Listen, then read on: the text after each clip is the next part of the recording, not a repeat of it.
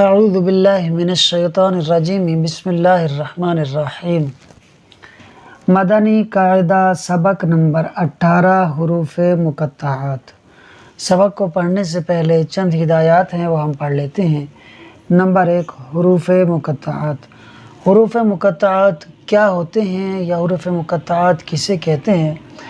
تو قرآن پاک میں بعض سورتوں کے شروع میں کچھ حروف آتے ہیں، ان حروف کو حروف مقطعات کہتے ہیں، یعنی ایسے حروف کے بظاہر جن کے کوئی معنی نہیں ہوتے اور وہ کسی کلام میں استعمال نہیں ہوتے، مفرد حروف ہی کی طرح پڑھے جاتے ہیں، وہ حروف مقطعات ہوتے ہیں، جبکہ حقیقتاً ان کے معنی ہوتے ہیں اور اللہ تعالیٰ اپنے پسندیدہ بندوں میں سے جنہیں چاہتا ہے ان معانی پر مطلع فرما دیتا ہے۔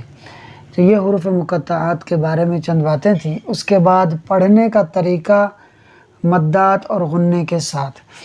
حروف مقطعات جو ہے، ان کے پڑھنے کا طریقہ یہ ہے کہ ان میں جو مدات ہو رہی ہوں، یعنی مد کی جو 6 قسمیں ہیں ان میں سے، یا پھر حروف مدہ میں سے، یا کھڑی حرکات میں سے جو بھی مد ان کے اندر ہو رہی ہو، تو اس مد کا لحاظ کرتے ہوئے حروف مقطعات کو پڑھا جاتا ہے، اور اس کے ساتھ ساتھ اگر حروف مقطعات میں غنّہ ہو رہا ہو تو اس غنّے کو بھی کیا جاتا ہے۔ نمبر 3 پر ہے جی الف لام میم کو پڑھنے کے 2 طریقے۔ یہ جو الف لام میم ہے یہ حروف مقطعات میں سے ہے۔ اس کو پڑھنے کے 2 طریقے ہیں۔ نمبر 1 وصل، نمبر 2 وقف۔ وصل عربی زبان کا لفظ ہے اور وصل کے مطلب ہے ملنا یا ملانا۔ جیسے اردو میں شعر و شاعری میں وصل اور ہجر استعمال ہوتا ہے۔ وصل جو ہے وہ ملاپ یا ملنے کے معنی میں ہوتا ہے، اور ہجر جو ہے وہ جدائی کے معنی میں ہوتا ہے۔ تو وہ جو وصل ہے وہ در حقیقت عربی کا ہی لفظ ہوتا ہے، تو وصل کا مطلب ہوتا ہے ملنا۔ اب یہ جو الف لام میم میں وصل کریں گے تو اس کا مطلب کیا ہے؟ اس کا مطلب یہ ہے کہ الف لام میم کو جو آگے لفظ اللہ آ رہا ہے اس کے ساتھ ملا کر پڑھیں گے۔ کس طرح پڑھیں گے ہم دیکھ لیتے ہیں۔ الف لام میم یہ جو لکھا ہوا ہے یہ در حقیقت یعنی حقیقت میں یہ اس طرح ہے۔ الف کو جب ہم کھولیں گے تو وہ یہ بنے گا الف، لام کو جب ہم کھولیں گے تو وہ یوں لام بنے گا، میم کو جب کھولیں گے تو وہ یوں میم بنے گا۔ اب یہ الف لام میم جو ہے اس کو ہم نے ملانا ہے لفظ اللہ یعنی اسم جلالت سے۔ تو ہم کس طرح ملائیں گے؟ ہم ملائیں گے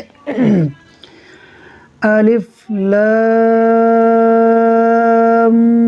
میم اللہ۔ اب یہاں پر اگر آپ دیکھیں تو میم ساکن ہے، الف لام میم، جیسا کہ آگے وقف میں بھی آئے گا، مگر اگر ہم اسے ملا کر پڑھنا چاہیں تو پھر ہم میم کے اوپر زبر لگائیں گے، زبر لگا کر آگے اللہ اسم جلالت جو ہے اس کے ساتھ ملا دیں گے۔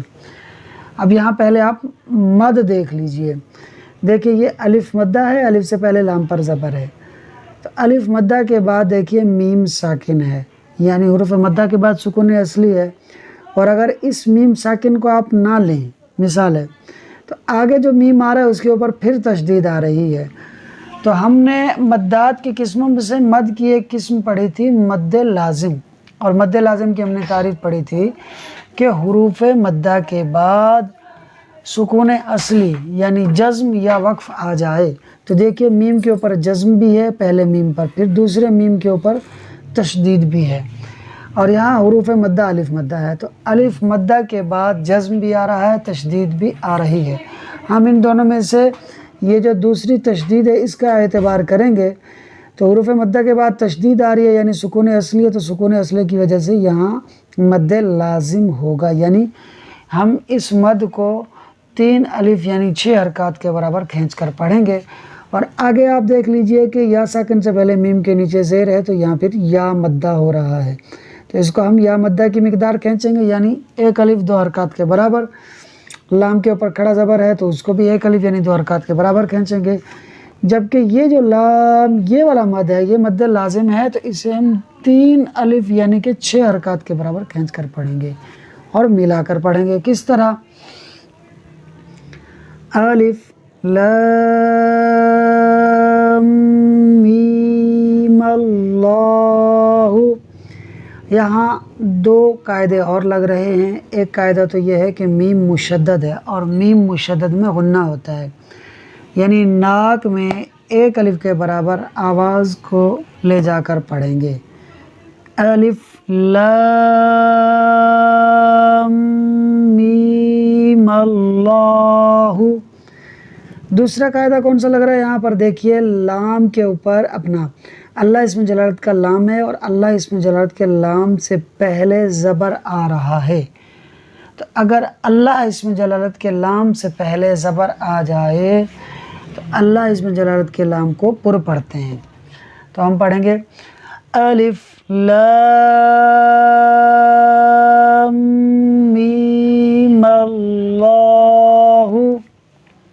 یہ تھا ہمارا وصل، جس میں ہم نے الف لام میم یعنی الف لام میم کو لفظ اللہ اسم جلالت سے ملایا تھا۔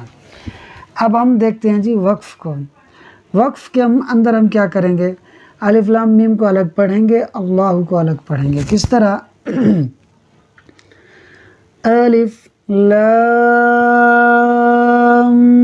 میم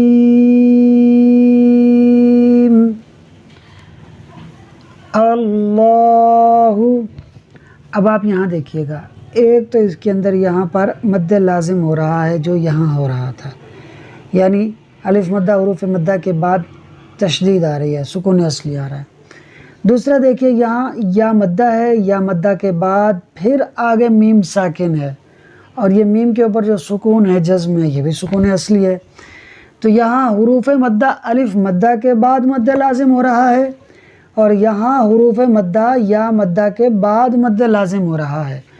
یہاں حروف مدہ کے بعد تشدید ہے، یہاں حروف مدہ کے بعد جزم یعنی سکون ہے، تو دونوں جگہ مد لازم ہو رہا ہے، دونوں جگہ ہی تین الف یعنی 6 حرکات کے برابر کھینچیں گے، اور اس کے ساتھ ساتھ میم مشدد ہے تو اس میں غنہ بھی کریں گے، تو ہم پڑھیں گے الف لام میم، آگے اللہ۔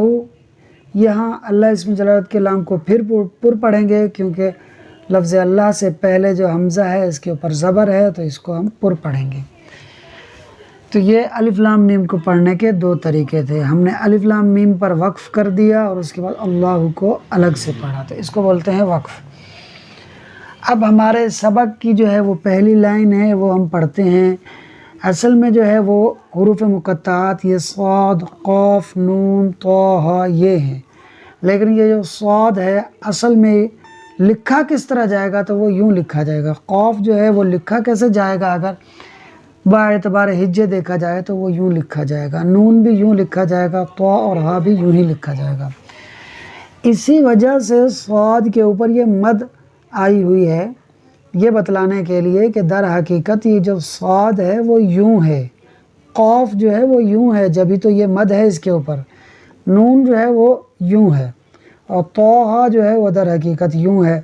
یہاں پر دیکھیے میں آپ کو بارہا کہتا ہوں، پچھلی ویڈیوز میں بھی کہتا رہا ہوں کہ جو کھڑی حرکات ہیں یہ حروف مدہ کے قائم مقام ہوتی ہیں۔ کھڑا زبر الف مدہ کے قائم مقام ہوتا ہے۔ دیکھیے طا کے اوپر کھڑا زبر ہے، جب اس کو اصلی حالت میں لکھا تو یہ الف مدہ میں کنورٹ ہو گیا، تبدیل ہو گیا۔ ہا کے اوپر کھڑا زبر ہے، جب ہم نے اس کو اس کی اصلی حالت میں جا کر لکھا تو وہ الف مدہ سے بدل گیا، تو پتہ چلا کہ کھڑی حرکات جو ہے یہ حروف مدہ ہی ہوتی ہیں در حقیقت۔ چلیے اب سبق کی طرف آتے ہیں۔ اس کو پڑھنے سے پہلے جو بریکٹ کے اندر اس کی اصل ہے اس کو دیکھ لیتے ہیں۔ دیکھیے الف سے پہلے صاد پر زبر ہے تو الف مدہ ہوا، الف مدہ حروف مدہ ہے، حروف مدہ کے بعد دال آ رہا ہے اور دال ساکن ہے، اس کا سکون اصلی ہے، کیونکہ جب ہم حروف مفردات کے اندر صاد کو پڑھتے ہیں تو ہم ایسا نہیں پڑھتے صادن، اپنا دال کے اوپر یہ جو دال ہوتی ہے اس پر ہم کوئی تنوین وغیرہ کچھ اس طرح کا نہیں لگاتے، کوئی حرکات وغیرہ، بلکہ ہم اس کو ساکن ہی پڑھتے ہیں۔ پتہ چلا کہ اس کا جو دال کا جو سکون ہے، جو جزم ہے، وہ اس کا اصلی ہے۔ اسی طرح قاف کے اندر فا کا جو سکون ہے، جزم ہے، وہ اصلی ہے۔ نون کے اندر اس نون کا جو سکون ہے وہ اصلی ہے۔ تو اب دیکھیے آپ جب اس قاعدے کو دیکھتے ہیں تو حروف مدہ کے بعد سکون اصلی ہے، سکون اصلی یعنی مد لازم ہو رہا ہے، تو اس کو ہم 3 الف یعنی 6 حرکات کے برابر کھینچ کر پڑھیں گے۔ اسی طرح قاف کے اندر دیکھیے حروف مدہ الف مدہ کے بعد سکون اصلی ہے، جزم ہے، تو یہاں بھی مد لازم ہو رہا ہے، تو ہم اسے 3 الف یعنی 6 حرکات کے برابر کھینچ کر پڑھیں گے۔ نون کے اندر بھی وہی ہے کہ واو مدہ کے بعد یعنی حروف مدہ کے بعد نون پر جو سکون ہے وہ اصلی ہے، لہٰذا اس کو بھی ہم جو ہے وہ 3 الف 6 حرکات کے برابر کھینچ کر پڑھیں گے۔ تو ہم اس کو پڑھیں گے صاد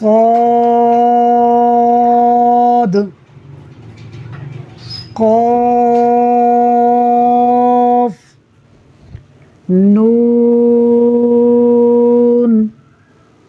طه۔